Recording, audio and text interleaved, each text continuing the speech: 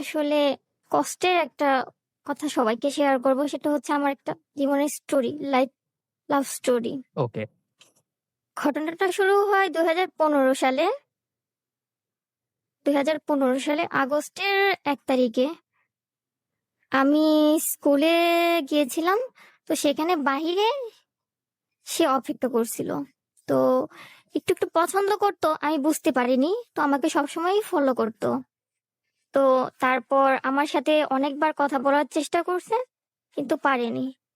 তো একদিন হঠাৎ করে এক ফ্রেন্ডের মাধ্যমে আমাকে ডাকছে যে আমি কিছু কথা বলবো। তো পরে আমি কথাটা শোনার জন্য দাঁড়ালাম। বাসায় যাচ্ছিলাম, তো স্কুল ছুটির পরে বাসায় যাচ্ছিলাম। তো দাঁড়ালাম, দাঁড়ানোর পরে সে আমাকে বলল, অনেকদিন ধরে একটা কথা বলতে চাচ্ছি, তো কিছু কথা বলবো। পরে আমি বলছি ঠিক আছে বলেন। তারপর বলতেছে তোমাকে আমার খুব ভালো লাগে, কিন্তু বলতে পারি না। তো আমি বলছি দেখেন, আমি তো পড়াশোনা করতেছি, আর এই সময় ভালো লাগে মানে এটা তো সবারই ভালো লাগতে পারে, কিন্তু আসলে বুঝতে পারিনি বিষয়টা। পরে বলছে আমি তোমাকে ভালোবাসি। সরাসরি ওই দিনই বলছে যে আমি তোমাকে ভালোবাসি, এখন তুমি কি আমাকে ভালোবাসো? পরে বলছি দেখেন, আপনার এই কথাগুলো মানে আমার কাছে আসলে কেমন যেন মনে হচ্ছে যে ভালোবাসি। আর আমার বাসা থেকে এখানে পড়াশোনার জন্য করছে, কিন্তু আমি তো এখানে প্রেম করতে আসিনি, না কাউকে ভালোবাসতে আসিনি। তারপর আমাকে অনেকবার ডিস্টার্ব করছে, আমাকে ফলো করছে, করার পর সময় পরে আস্তে আস্তে কথা বলতে বলতে আমার নাম্বার নিছে, বাসার নাম্বার, আমার আম্মুর নাম্বার নিয়ে আমার সাথে যোগাযোগ করছে। তো আম্মুকে প্রথমে আমার বান্ধবীদেরকে দিয়ে কথা বলাইছে যে ফাতিমা আছে। তো এই কথা বলে আমার আম্মু আবার দিয়ে দিছে যে তোমার বান্ধবী ফোন দিছে, কথা বলো। তো যখন আমি কল রিসিভ করি তখন দেখি যে সে তো বলে দেখো, তুমি যদি আমাকে পছন্দ না করো তাহলে আমি অনেক কিছু করব, আমি এই করব সেই করব, তোমাকে না পেলে আমি বাঁচবো না। তো আমাকে অনেকবার এই কথা বলছে, বলার পরে তারপরে আমি আসলে নার্ভাস হয়ে গেছি, খুব ভয় পাইছি।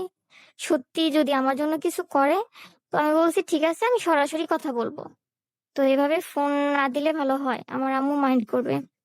তারপর যখন নাকি পরে আমাকে বললে ঠিক আছে, কবে আমার সাথে কথা বলতে চাও? আমি বলছি আমি কালকে সকালে কথা বলবো স্কুলের টাইমে। তো সকালে তার সাথে আমার দেখা হয়। সেদিন আমি স্কুল অফ করছি, স্কুলে যাইনি। তো পুরো সবকিছু শুনলাম, শোনার পরে এখন বলতেছে দেখো, আমি আমার একটা বোন আছে আর আমি একাই। আর আমার আম্মু মেনে নেবে, আমার আব্বু বাহিরে থেকে, আমার আব্বু মেনে নিবে। দেখো আমি তোমাকে অনেকদিন ধরে পছন্দ করি, তো তুমি কি বলো? পরে আমি না করে দিছি সরাসরি। দেখেন আমাকে এভাবে ডিস্টার্ব করেন না, আমি পড়াশোনা শেষ করতে চাই, আমি একটা কিছু করতে চাই, আমি জব করতে চাই। তো আমার অনেক দিনের ইচ্ছা আমি হসপিটালে জব করব। তো আমি ভালো মতো পড়াশোনা করব। আর এই বয়সে যদি আমি এই সময় যদি এগুলো প্রেম টেম করি বা, তাহলে আমি কিছুই করতে পারবো না। তো বলার পরে তারপরে আমি চলে যাই, সেও চলে যায়। তারপরে সে আমার বাসার সামনে এসে আমাকে আবার কল দেয়, বলে যে এখন যদি তুমি না বলো, আমাকে আই লাভ ইউ না বলো, তো আমি এখন তোমার বাসায় চলে আসবো, সরাসরি বলবো তোমার আম্মুকে।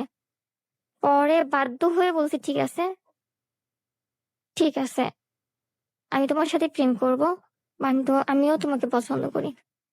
তারপর এভাবে চলতে থাকে কিছুদিন। তখন হচ্ছে আমার ওনার সাথে পরিচয় হয় আগস্টের ১ তারিখে ২০১৫ সালে। তারপর মাঝে মাঝে দেখা হয় স্কুল টাইমে। তারপর এভাবে চলতে থাকে কিছুদিন।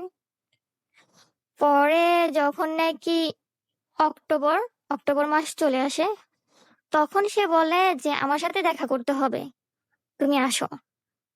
তো আমি বলছি যে আমি কেন তোমার সাথে দেখা করব, তো ফোনেই তো কথা বলতেছি আর দেখা তো হচ্ছে, তো আবার কেন দেখা করতে হবে? তারপরে দেখা করতে যাই। যাওয়ার পরে এখন সে বলে আমার সাথে যেতে হবে। পরে আমি বললাম কোথায় যেতে হবে? পরে সে বলল যে চলো আমরা এক জায়গায় যাবো, ঘুরতে যাব। তো সেখানে তোমাকে আমার যেতে হবে, আমাকে একটু সময় দিতে হবে। তারপরে চলে যাই। তখন উম দুপুর 2টা বাজে। তখন চলে যাই। যাওয়ার পরে সে আমাকে সরাসরি ঢাকা বাড্ডাতে নিয়ে আসে। সেখানে ওর আন্টির বাসায় নিয়ে আসে। নিয়ে আসে এখন আমাকে বলে যে, "আজকে আমাদের বিয়ে হবে। আর আমি তোমাকে ছাড়তে চাই না।"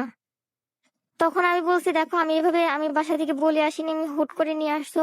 কিভাবে আমি আসি? আর আমার বাসার ফ্যামিলির সবাই টেনশন করবে। আমার আম্মু বিশেষ করে। আমার আব্বু নেই, আমার ভাইও নেই। আমরা 3 বোন। আমিই ছোট।" তারপরে বলল, "তোমাকে আজকে যেতে দিব না।" পরে এমন করে সন্ধ্যা হয়ে গেল। আমি খুব কান্নাকাটি করতেছি। এখন ওর আন্টি আমাকে বলতেছে, "ঠিক আছে, ও যখন নিয়ে আসছে সমস্যা কি? আর যেতে হবে না। মেনে নিবে, সবাই মেনে নিবে।" তারপর ওর আন্টির কাছে ছিলাম। ওর আন্টি আমি একসাথে ছিলাম। পরের দিন এখন বলতেছে যে বিয়ে করতে হবে। তখন আমার খুব ভয় পেয়ে গেলাম এ কথা বলার পর। তারপরে ওর আম্মু যখন জানলো, ওর আম্মু জানার পরে এখন বলতেছে যে, "ঠিক আছে, ওখান থেকে চলে আসো। ঢাকা থেকে চলে আসো নানুর বাসায়। তো ওখানে তোমাদের বিয়ে হবে।" তারপর ওদের বাসা আমাদের বাসা পাশাপাশি ছিল। পাশাপাশি ছিল। পরে যখন নাকি বলে যে বিয়ে করতে হবে, ওখান থেকে চলে আসো। পরে ওর আম্মু আমার সাথে কথা বলে। বলার পরে, "তুমি কোনো টেনশন করো না। সব ঠিক হয়ে যাবে। আর আমরা সবাই রাজি আছি।" তারপর ওর নানু বাসায় নিয়ে যায়। ওখানে নিয়ে 3 দিন পরে আমাদের বিয়ে হয়। বয়স অল্প ছিল দুজনেরই। 3 দিন পরে আমাদের বিয়ে হয়। বিয়ে হওয়ার পরে তারপরে ওখানে কিছুদিন ছিলাম। থাকার পরে এখন আমার মা প্রচন্ড টেনশন করছে। আমার মা থানায় জিডি করছে। তারপরে আমার আম্মু অনেক অনেক চেষ্টা করছে আমার সাথে যোগাযোগ করার, কিন্তু করতে পারেনি। আমাকে এমন এক জায়গায় রাখছে, সেটা অ্যাড্রেসটা কখনো বলেনি। তারপর যখন নাকি 3 মাস হয়ে যায়, 3 মাস পরে ওদের বাসায় নিয়ে আসে আমাকে।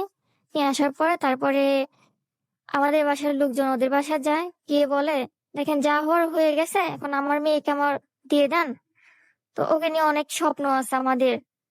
আর একথা বলার পরে তখন আমাকে আগেই শিখিয়ে দিছে যে, "তোমাকে নিতে চাইলে যাবে না, না করবে।" তো আমি সেভাবেই বলছি।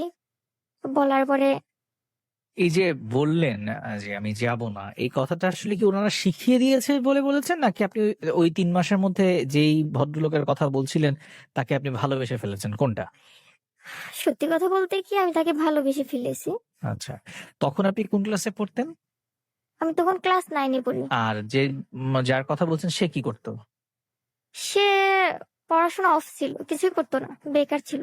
তার আর আপনার বয়সের ডিফারেন্স কত? তার আমার বয়স 4 বছরের হবে। 4 বছরের। আচ্ছা, তো উনি বেকার ছিলেন তখন। জি। তা আপনি এই যে 3টা মাস যে চললেন, কিভাবে চললেন? মানে এই 3 মাস আপনাদের সংসার হোক বা যেভাবে, আপনি কাদের সাথে ছিলেন এই 3 মাস? এই 3 মাস ছিলাম আমার অ শাশুড়ি, তারপরে নানি, নানি শাশুড়ি, ছেলেটার নানি, হ্যাঁ, হ্যাঁ। নানা, মামার বাড়িতে ছিলাম। আচ্ছা, আর এর মধ্যে কি তার বাবার সাথে আপনার কথা হয়েছে? জি, হয়েছে ফোনে। সে দেশের বাহিরে থাকে। আচ্ছা, তিনিও রাজি ছিলেন? জি। মানে তার ছেলে কিছু করেন না, কিন্তু তাদের ফ্যামিলি সবাই রাজি বিয়েতে? হ্যাঁ। আচ্ছা, আর এই 3 মাসের মধ্যে আপনি আপনার ফ্যামিলিতে যোগাযোগ করার চেষ্টা করেন নাই? আমি যোগাযোগ করার চেষ্টা করছি, কিন্তু করতে দেয়নি। মানে কেন? করতে দেয়নি। ওরা বলছে যে তোমাকে নিয়ে যাবে। নিয়ে গেলে আর ফেরত দিবে না আমাদের কাছে। হ্যাঁ, তো কিন্তু আপনি তো আপনার মা-বাবার সাথে নিশ্চয়ই কথা বলার চেষ্টা করেছেন বলছিলেন। তো তখন আপনার কি এই লোকটার প্রতি ভালোবাসা তাহলে কিভাবে তৈরি হলো? তখন তো আপনার বিরক্ত লাগার কথা বা তার প্রতি একটা ঘৃণা তৈরি হওয়ার কথা। কিন্তু আপনি বলছেন যে আপনার তখন তার প্রতি ভালোবাসা তৈরি হয়েছে। এই ব্যাপারটা একটু ক্লিয়ার করেন আমার দর্শকদের। জি। তখন আমার আম্মুকে খুব মিস করতাম। মিস করার পরে আমি খুব কান্না করতাম যে আমি আমার আম্মুর কাছে যাবো। আম্মুকে ছাড়া তো কখনো থাকিনি। হ্যাঁ, তো হ্যাঁ। আম্মুর কাছে যাবো। তো এখান দিয়ে তারা আমাকে এতটাই আদর করছে, এতটাই ভালোবাসছে। আমার শাশুড়ি, হ্যাঁ, তারপর আমার হাসব্যান্ড এতটাই আদর করছে যে আম্মুর কথা যখনই বলতাম তখনই আমাকে অন্য কিছু দিয়ে এটা সেটা বলে করতো, বোঝানোর চেষ্টা করতো। এইজন্য তখন আর আপনার মনে হতো না যে আসলে উনারা আটকায় রাখছে। মনে হতো যে এটাই আপনার সংসার, তাই তো? জি, জি। আচ্ছা, এরপরে ৩ মাস পরে আপনার ফ্যামিলির সাথে তাদের কথাবার্তা শুরু হলো। আ তারপরে কি হলো শুনি? শুরু হওয়ার পরে এক সময়ের পরে 2 ফ্যামিলি কথাবার্তা বসলো। বসার পরে তারপরে মানে একটা ইয়ের মধ্যে আসলো, যে মীমাংসার মধ্যে আসলো। ঠিক আছে, যেহেতু বিয়ে হয়ে গেছে আর কিছু করার নাই। তারপর মানে পরে যাওয়া আসা হলো। আমি আমার বাসায়, আমার বাপের বাড়ি যাই। যাওয়ার পরে পরে এখন হঠাৎ করে শুনি, 4 মাস, তখন আমাদের বিয়ের 4 মাস হয়। তো হঠাৎ করে শুনি যে মানে বাহিরে যাবে, সবকিছু রেডি আছে আমার হাজবেন্ডের। তো রেডি আছে, তো বলতেছে যে আমি তো বাহিরে চলে যাব, তো তুমি এখানেই থাকো, তোমাকে এখানেই থাকতে হবে। পরে আমি বলছি ঠিক আছে, তাহলে পড়াশোনাটা চালিয়ে যাই। পরে বলছে আর করতে হবে না, পড়াশোনা করতে হবে না। তারপর আরো 3 মাস পরে পরে আমার হাজবেন্ড বাহিরে চলে যায়।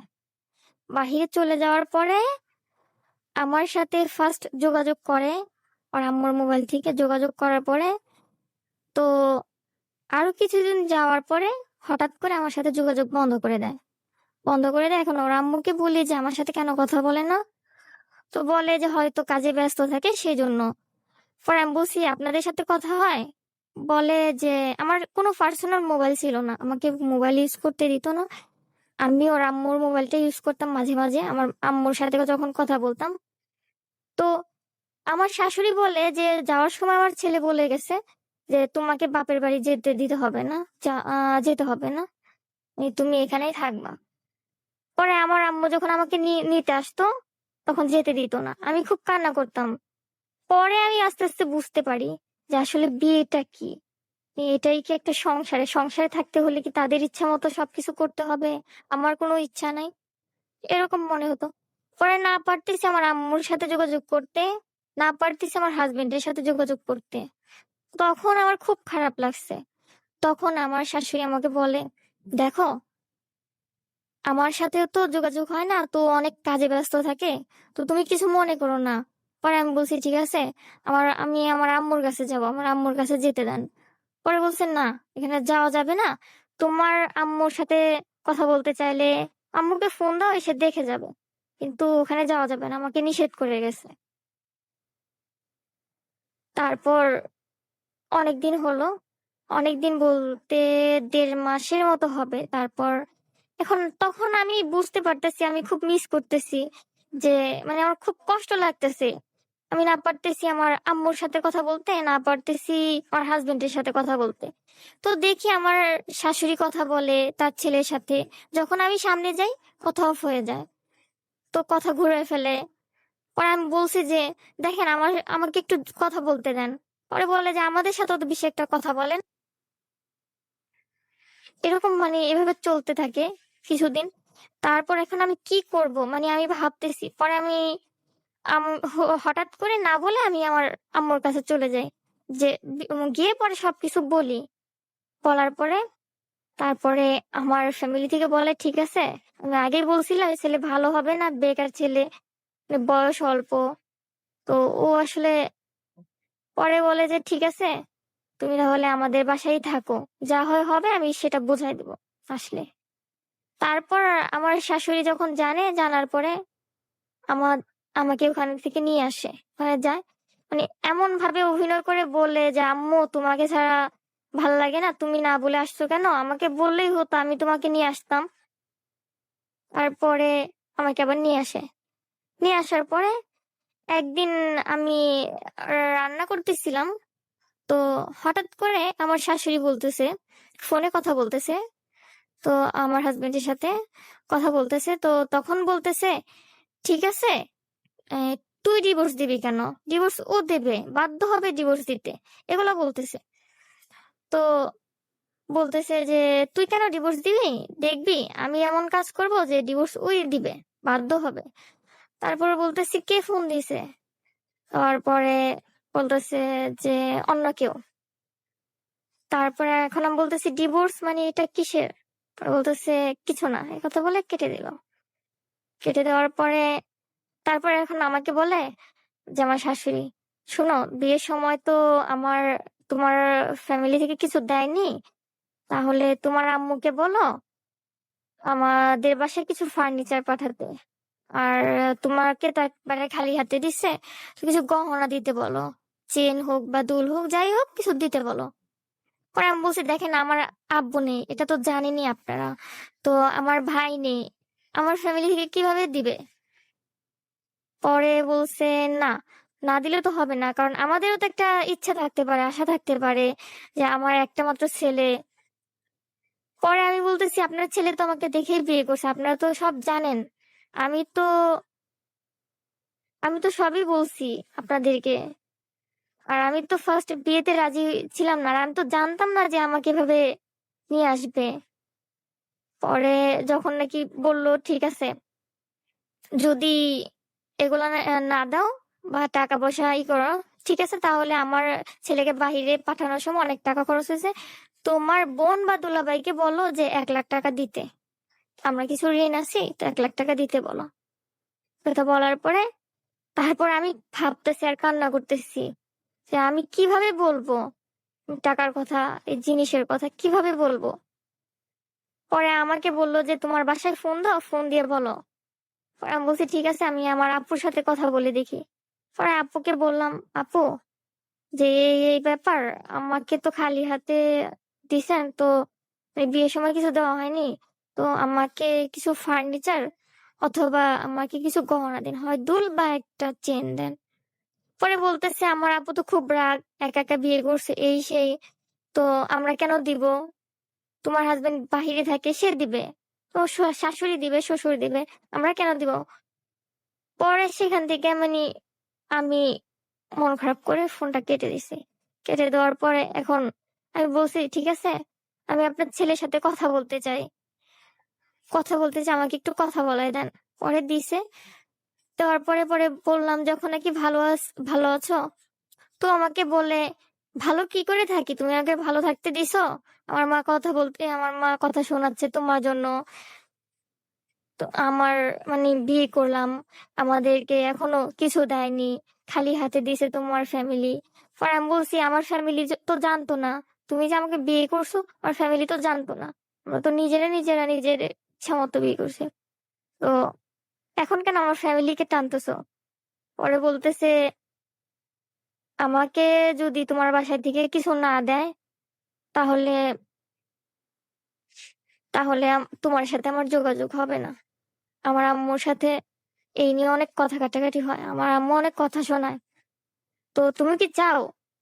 পরে আমি বলছি ঠিক আছে, তুমি আমার সাথে যোগাযোগটা চালিয়ে যাও, তুমি আমার সাথে কথা বলো না কেন, তুমি তো তোমার আম্মুর সাথে কথা বলো মাঝে মাঝে। পরে বললে আমি সময় পাই না, ঠিক আছে, মাঝে মাঝে কথা বলবো। তারপর একদিন ছোটখাটো বিষয় নিয়ে আমার শাশুড়ির সাথে কথা কাটাকাটি হয়।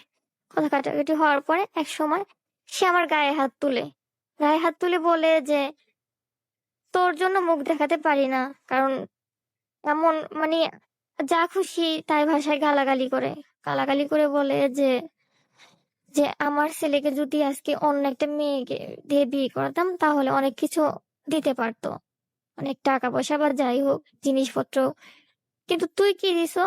কিছুই দেয়। তো একদম আমার একটা ছেলেই। পরে আমি বললাম, এখন আমি কি বলবো, এখানে বলার কোনো ভাষা নেই। তারপর আমি আবার আমার আম্মুকে কল দিলাম, কল দিয়ে বললাম, আম্মু, তুমি তো মানে অন্য জায়গায় বিয়ে দিলে কিছু দিতে, আম্মু দেখো না কিছু দিতে পারো কিনা, এখানে আমার খুব কষ্ট হচ্ছে আম্মু, যদি পারো তাহলে আমাকে কিছু দাও। পরে আমার আপুকে যখন এই কথাগুলো বলছিলাম, তখন আমার আপু 2টা ফার্নিচার দেয়, আর আমার আম্মুর একটা চেন ছিল, সেটা আমাকে দেয়। তারপরে খুব ভালো ভাবে কথা বলে আমার হাজবেন্ড, রেগুলার কথা বলার পর আমার শাশুড়ি খুব ভালো ব্যবহার করার পর আবার কিছুদিন চলার পরে আবার শুরু করে যে আরেকটা জিনিস লাগবে। এখন আমি বলি, কেন, আমি তো কিছু জিনিস দিছি, আপনারা যেভাবে বলছেন সেভাবে দিচ্ছি, এখন আমার পক্ষে আর সম্ভব না, আর আমার ফ্যামিলি আর্থিক অবস্থা তেমন ভালো না। তখন সে বলে, আমার শাশুড়ি বলে যে দেখো, আমার ছেলেকে যদি আমি অন্য জায়গায় বিয়ে করাতাম, তাহলে আরো অনেক কিছু পেতাম।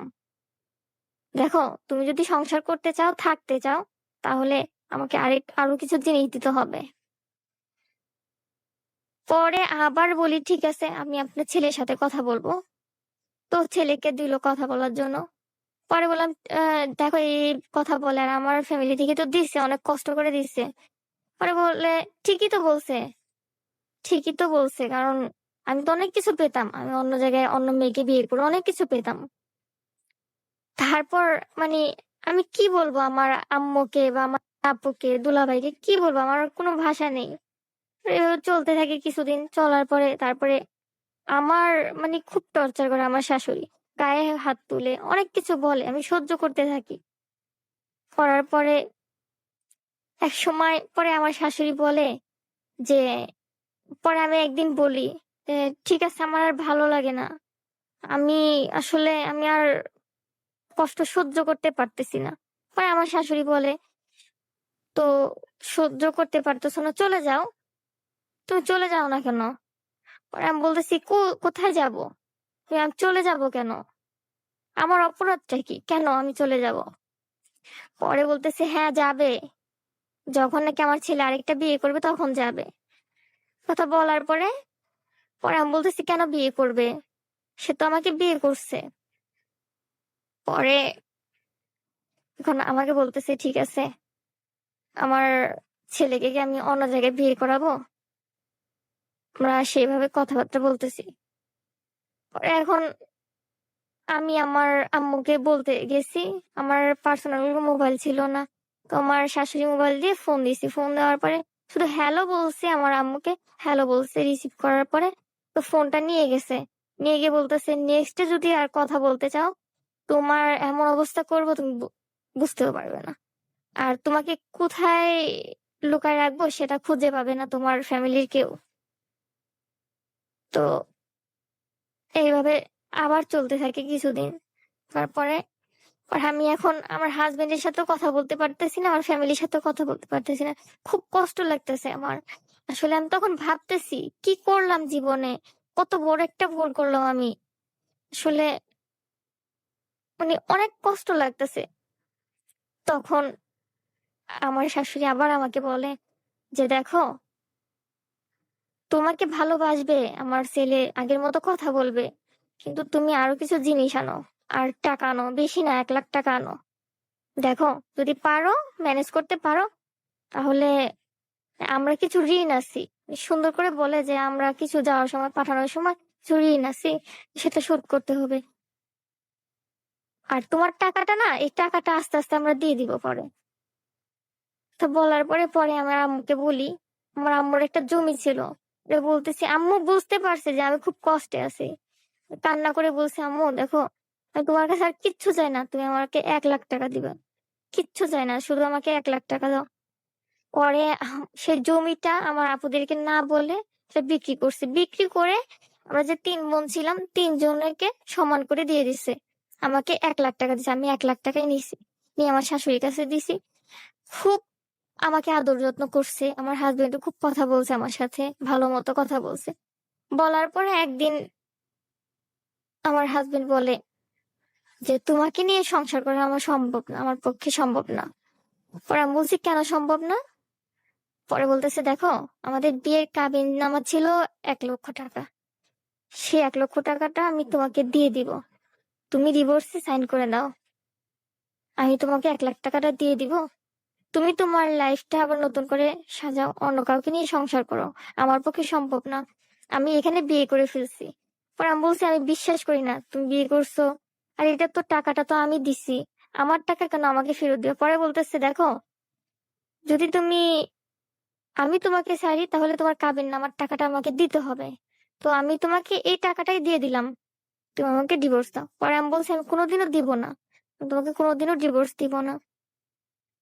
তারপরে যখন নাকি বলছে যে ঠিক আছে ডিভোর্স দিবে না, তো দেখো আমি কাকে বিয়ে করছি।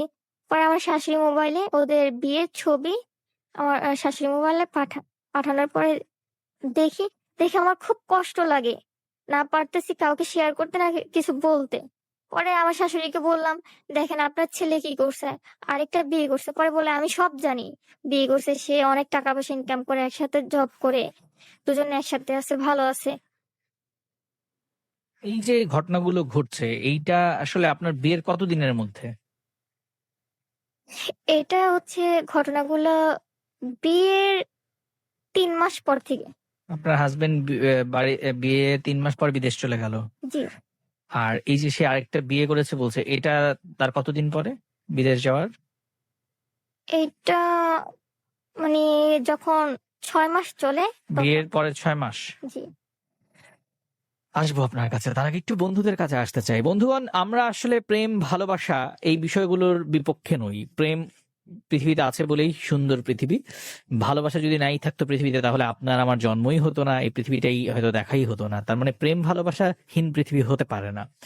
কিন্তু একটা সার্টেন এজ থাকে যখন আসলে এই প্রেম ভালোবাসা আমাদের মাথায় জেঁকে বসে এবং আমাদেরকে ভুলভাল ডিসিশন নিতে আসলে খুব পরিমাণ ইন্সপায়ার করে। আজকের এপিসোডটি তারই একটি উৎকৃষ্ট উদাহরণ বলে আমার মনে হচ্ছিল, এবং এ কারণে এই অতিথি আজকে আমাদের সামনে বসে আছেন। শুধু কি একটা ফাতেমা, এরকম একটা ফাতেমা নয়, এরকম অনেকেই রয়েছেন যারা আসলে আবেগতাড়িত হয়ে কিংবা ভয়ে কিংবা কোনো একটা মানসিক প্রেসারে নিজের অপছন্দের মানুষটিকেও ভালোবাসি বলে ফেলেন, এবং কোনো এক পর্যায়ে সেই ভালোবাসার ঝোঁকটা হয়তো মানে একটু একটু করে ভালোবাসার ওই মিথ্যে ভালোবাসার থেকে আস্তে আস্তে সত্যিকারের ভালোবাসায় পরিণত হয়। ততদিনে যে মানুষটি তাকে ভালোবাসতে এত পরিমাণে প্রেশারাইজ করেছিল, সেই মানুষটি পাল্টে যায়। এই চিত্র আমার এই লাভ স্টোরিতে আমি বহুবার দেখেছি। আমরা শুধুমাত্র কেন লাভ স্টোরি বলছি, আমাদের চারপাশের মানুষগুলোর জীবনযাপন দেখলে, নিজেদের বন্ধু বান্ধব আত্মীয় স্বজনের সাথে কথোপকথন যদি হয়, তাহলে এই চিত্র কিন্তু আমাদের সামনে স্পষ্ট। তাহলে তারপরও কেন একই চিত্র বারবার পুনরায় আসে? কারণ মানুষ তার মনকে বা আবেগকে কন্ট্রোল করতে পারে না। এটা আসলে কন্ট্রোল করতে পারে না বলবো নাকি করে না, এখানে একটা দ্বিধাদ্বন্দ্ব আমার রয়েছে। তো যাক, আজকের এপিসোডে আপনারা এই অনুষ্ঠান নিয়ে অনেকেই অনেক মতামত দিচ্ছেন। ফেসবুকে লাইভে যদিও ভিউয়ের সংখ্যা কম, তবে আমি বিশ্বাস করি এই ভিডিওটা পরবর্তীতে অনেকের কাছে পৌঁছায় যাবে আপনারা যদি শেয়ার করেন। তো এই মুহূর্তে লাইভটা যারা দেখছেন তাদেরকে ধন্যবাদ, যারা দেখছেন না তারা হয়তো পরবর্তীতে ভিডিওটা দেখবেন। তো আমি আশা করবো আমার যারা বন্ধু রয়েছেন তারা অনুষ্ঠান চলাকালীন ভিডিওটা শেয়ার করে দিবেন বিভিন্ন গ্রুপে এবং পেজে। তো কি করতে হবে, ফেসবুকে যেখানে লাইভ হচ্ছে, লাইভের নিচে দেখেন শেয়ার একটা বাটন আছে, শেয়ারে ক্লিক করলে আপনার টাইমলাইনে শেয়ারটা হয়ে যাবে। তারপর এই লিঙ্কটা কপি করে আপনি বিভিন্ন গ্রুপে দিতে পারেন। যে সমস্ত গ্রুপে আসলে অনেক মানুষ দেখে বলে মনে করেন আপনি আমার বন্ধু হলে, সেই সমস্ত গ্রুপে এটা পৌঁছে দিতে পারেন। উপরে একটু লিখে দিয়েন যে এটা ভালোবাসার গল্প কিংবা জীবনের গল্প, কোনো সমস্যা নাই।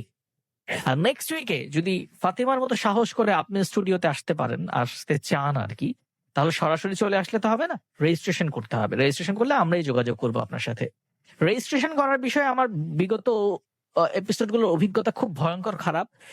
ক্লাস 9-10 বাচ্চারাও রেজিস্ট্রেশন করে, আবার যে আসতে পারবে না সেও রেজিস্ট্রেশন করে। তো এটা করেন না, এতে সময় নষ্ট হয় আমাদের এবং আপনাদের।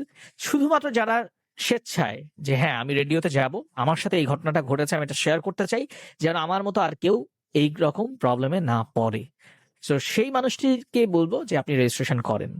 মনের মধ্যে চেপে রেখেছেন দীর্ঘদিন ধরে অনেকগুলো কথা, কাউকে বলা হয়নি, এই প্ল্যাটফর্মটা আপনার জন্য, এবার বিশ্বাস করে বলতে পারেন চাইলে।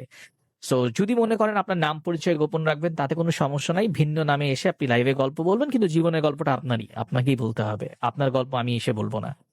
আর অনেকে চেহারা হাইড করতে চান, আপনি যদি স্ক্রিনে দেখেন তাহলে দেখবেন ফাতেমা কিন্তু তার মুখটাকে ঢেকে রেখেছে, কারণ আমরাও চাইনি আসলে যে সে তার পরিচয়টি সামনে নিয়ে আসুক। তো এই বিষয়টিতে আমরা কনসার্ন। এখন গল্পটা আমাদের দরকার, এই গল্পটা, যে গল্পটা জীবনের গল্প, যে গল্পটা ভালোবাসার গল্প, যে গল্পটা আসলে পরিবর্তনের কথা বলছে, যে হ্যাঁ এবার একটু আমাদের সাবধান হতে হবে। এটা কি শুধু মেয়েদের ক্ষেত্রেই না, ছেলেদের ক্ষেত্রেও এরকম ঘটনা হয়। আমাদের লাভ স্টোরিতে তো আমরা এনেছি এরকম অনেক ছেলেকে, আমরা এনেছি তাদের জীবনে অনেক রকমের ঘটনা আমরা শুনিয়েছি। সো আপনি যদি একজন ডিভোর্সড হয়ে থাকেন, আপনিও কিন্তু আপনার জীবনে কেন ডিভোর্স হয়েছে সেই রিজন গুলো আমাদের সাথে যদি শেয়ার করেন, আজকে যে পরিবারটি ডিভোর্সের সংখ্যায় শঙ্কিত, তারা হয়তো একটু ভুল থেকে বেরিয়ে আসবে, তারা হয়তো নিজেদেরকে আবার মানিয়ে নেওয়ার চেষ্টা করবে।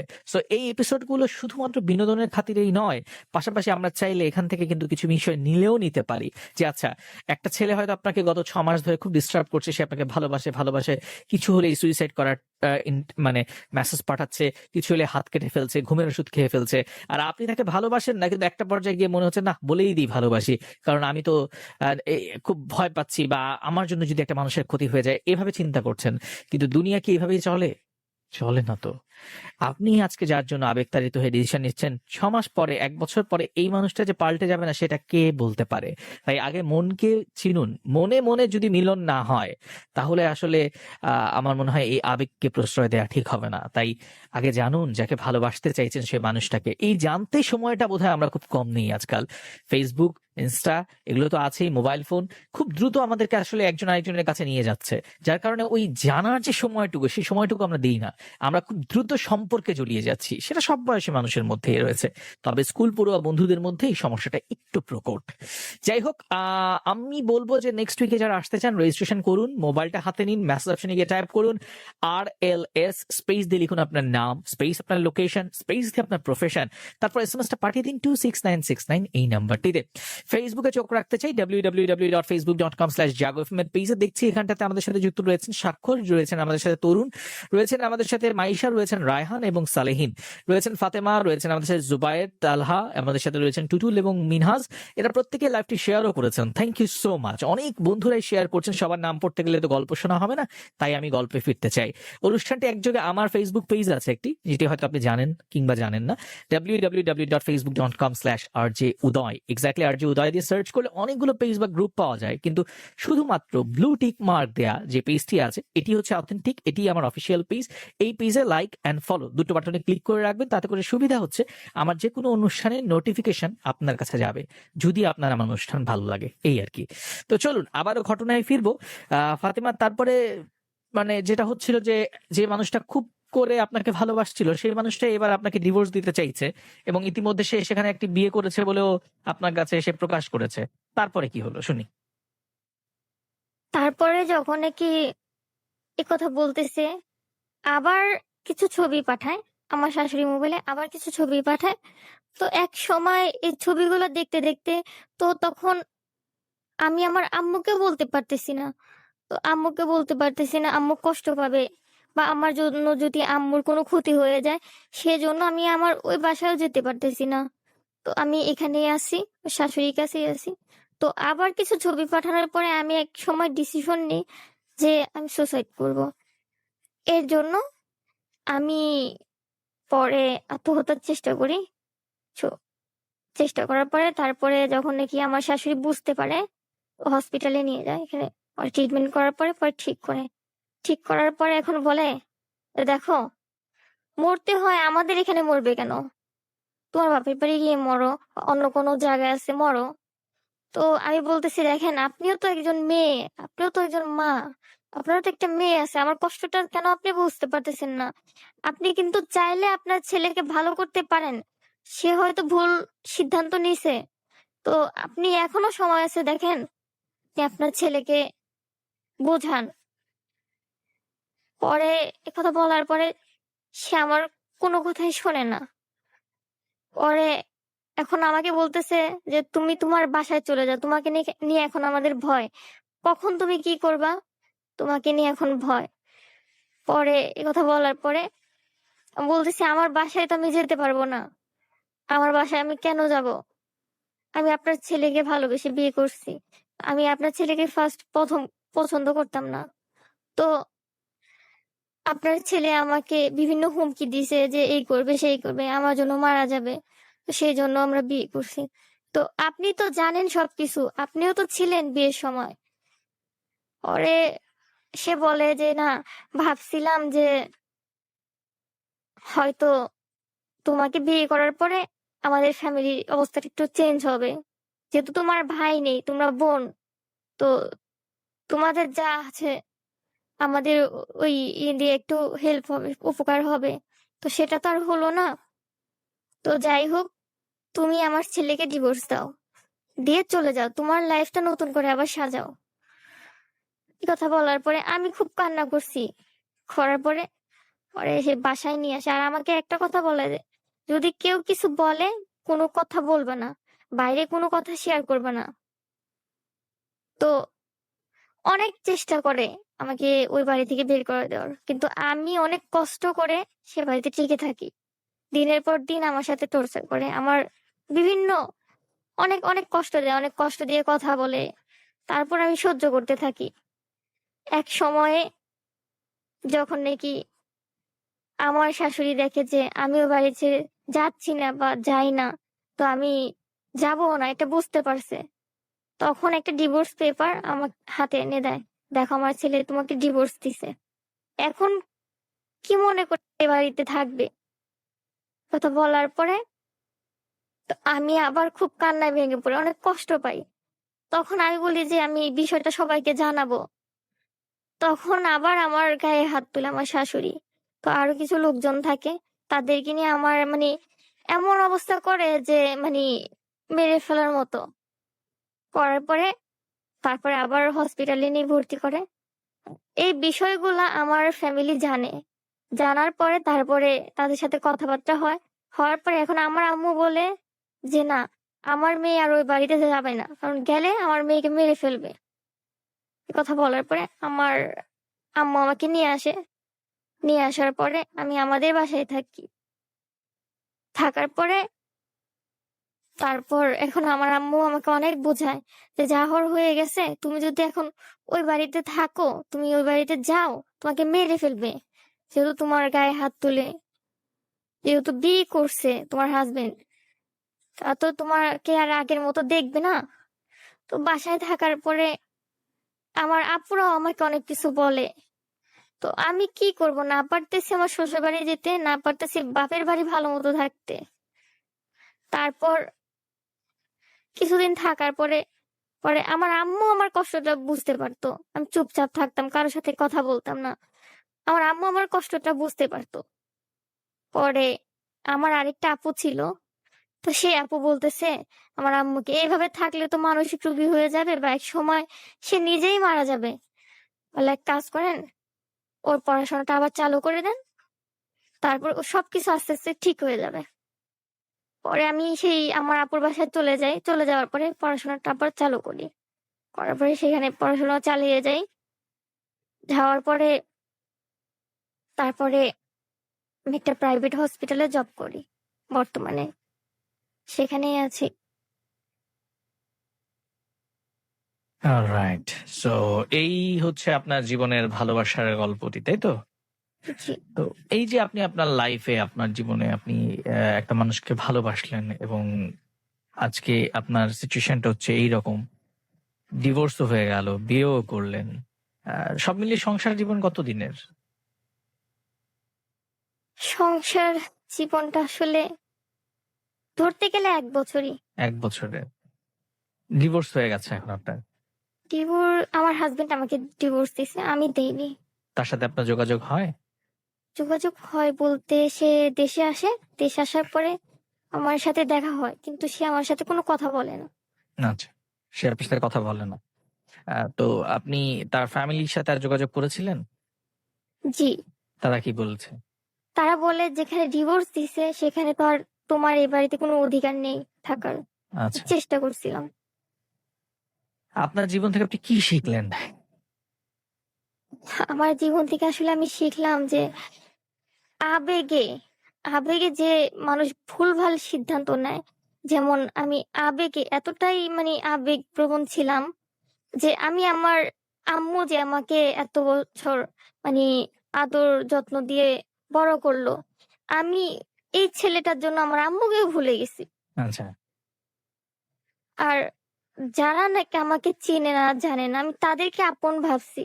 যে ভাবছি, মনে করছি যে হয়তো উনিও তো একজন মেয়ে, উনি আমার মায়ের মতো। হ্যাঁ। আমি তো ওনাকে আমার মায়ের মতো দেখছি, আচ্ছা। তো উনি তো আসলে তা করেননি। ওকে। তো আপনি আপনার কি মনে হয় যারা এই ধরনের, এই যে ভালোবাসার জন্য হাত কেটে ফেলছে, নিজেকে নিঃশেষ করে দিবে যদি কাউকে না পায়, এই যে এই ধরনের কথাবার্তাগুলো যখন কেউ বলে তার ভালোবাসার মানুষকে পাওয়ার জন্য, আপনার কি মনে হয় এখন যদি আপনার মনে হয় যে আপনার পরিচিত কেউ এরকম করে, আপনি তাকে কি বলবেন? আমি তাকে সম্পূর্ণ নিষেধ করব, কারণ এগুলো হচ্ছে আবেগে বলে। এটা আসলে মানে এটা সত্যি না। এটা সত্যি নয়।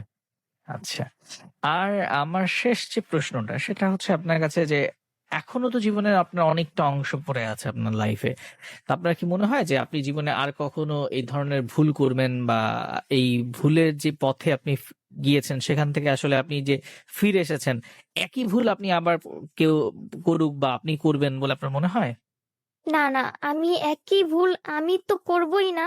তো যদি আমার সামনে কেউ করতে চায় আমি তাকেও নিষেধ করব, করতে দিব না। আচ্ছা, তাহলে এখানে মূল ভুলটা কি?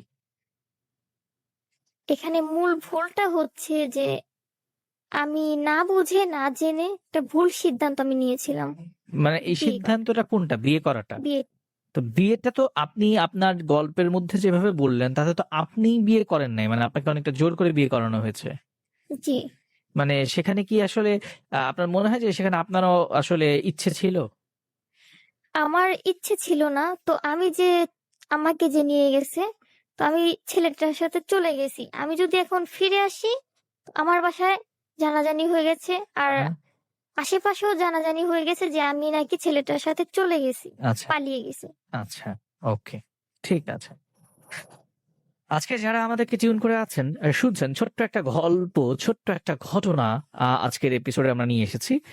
এটা আসলে খুব টেনে লম্বা করার মতো কোনো এপিসোড নয়। এই এপিসোডটাতে আমি খুব শর্ট করেই আসলে ছেড়ে দিব, কারণ যিনি আজকে এসেছেন তার জীবনটাই অনেক ছোট, তার সংসার জীবনটা আরো ছোট। তো এই ছোট্ট জীবনের এই ছোট্ট সাংসারিক যে জীবন 1 বছরের, সেটাকে টেনে আর কতক্ষণ রাখা যাবে? তো সেই গল্পটাই আসলে আমরা এই কারণেই সিলেক্ট করা যে হোক না আজকের এপিসোডটা একটু ছোট, কিন্তু এই এপিসোডের মধ্যে যে বিষয়গুলো ছিল, যে একটা স্টুডেন্ট ক্লাস 8-9-এ পড়ে, তার হাতে যখন মোবাইল ফোন চলে যায়, সে যখন বিভিন্ন মানুষের সাথে যোগাযোগ করার স্কোপটা ক্রিয়েট হয়ে যায়, তখন কিন্তু গার্ডিয়ান তাকে কন্ট্রোল করতে পারেন না।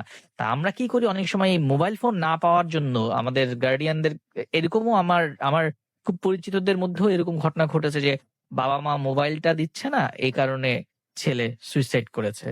কেন? তার ফ্রেন্ডরা সবাই মোবাইল ফোন ব্যবহার করে। তো এই যে জেদ, এই যে আবেগ, এই আবেগের বশবর্তী হয়ে অ্যাকচুয়ালি ক্ষতিটা কার হয়? ক্ষতিটা কিন্তু আমরা যারা স্টুডেন্ট, আমরা যারা ক্লাস 8-9 এ পড়ি, আজকে আমার কাছে যেটা রঙিন দুনিয়া মনে হচ্ছে, এই রঙিন দুনিয়াই হবে একদিন সবচেয়ে কালো, সবচেয়ে ঘোলাটে একটা দুনিয়া।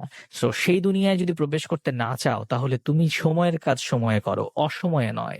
অর্থাৎ যেই সময়টা তোমার পড়াশোনায় মনোযোগ দেওয়ার কথা, যে সময়টা তুমি তোমার জীবনকে গুছিয়ে নেওয়ার কথা, সেটা না করে যদি তুমি অসময়ে তুমি প্রেম, ভালোবাসা, বিয়েতে জড়িয়ে পড়ো, তাহলে তো জীবন কমপ্লিকেটেড হয়েই যাবে, আজ নয় তো কাল। সে